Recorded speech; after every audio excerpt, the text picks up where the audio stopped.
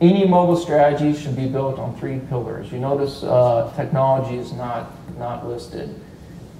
That is your target audience and your understanding of your target audience. That includes what devices they're using, how they're using those devices. Your business goals and objectives. What does a win look like? I cannot tell you the number of times my firm received calls from people saying, yeah, we need an iPhone app, we need an SMS platform, we need this, we need that. And not once do they mention any sort of business objective that would help codify what a successful execution of a mobile strategy is. Start with the business goals, understand your target audience, and understanding your resources. What are your internal capabilities? What capabilities do you have access to with your partners? What capabilities do you need?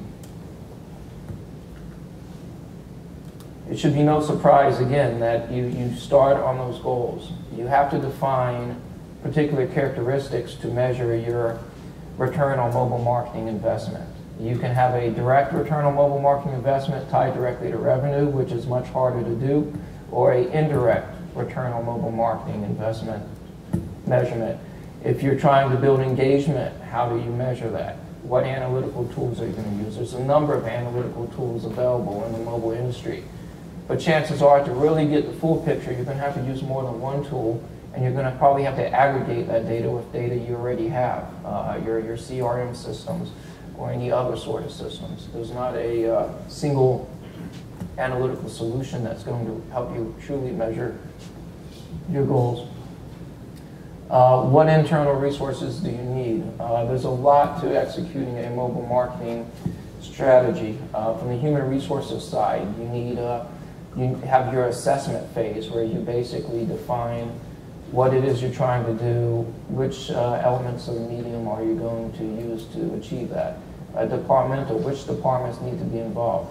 Mobile is disruptive, mobile is hot, everyone wants to be involved. And once an organization it starts spreading that there's some mobile initiative or a couple mobile initiatives going on, everyone wants to be a stakeholder. So you have to include in your mobile strategy which departments need to be there and make sure that they're the only ones really playing at this time. Processes, how will these be managed? Who will manage them? Who's the authority for the mobile marketing initiatives? Testing, how will you test it?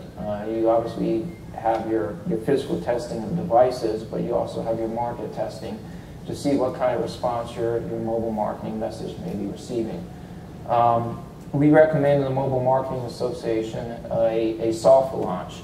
Pick a couple unique market segments to do a soft launch in. I'll talk a little bit more about what I feel is your best target for the soft launch. Then your formal launch, your full-on, complete launch. And then after that, your data analysis to make sure that you are meeting some of those goals and report that back to the organization to further grow your marketing initiatives. It's not a one and done. A lot of organizations out there think that mobile marketing is a one and done. We need an iPhone app, here's the iPhone app, mobile marketing's done, let's see what happens next.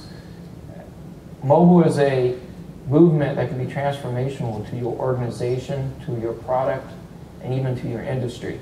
And to think that it's something as simple as a single shot solution is completely the wrong direction to take. Unfortunately, many industries and organizations do take that route. As marketers, we have a lot of information about our target audience. I would assume your industry probably has some of the best information about your target audience. You have demographic information, you have psychographic information, and you probably have preferences from your target audience, how they like to be contacted, how often. That's important for mobile marketing, but it goes further than that.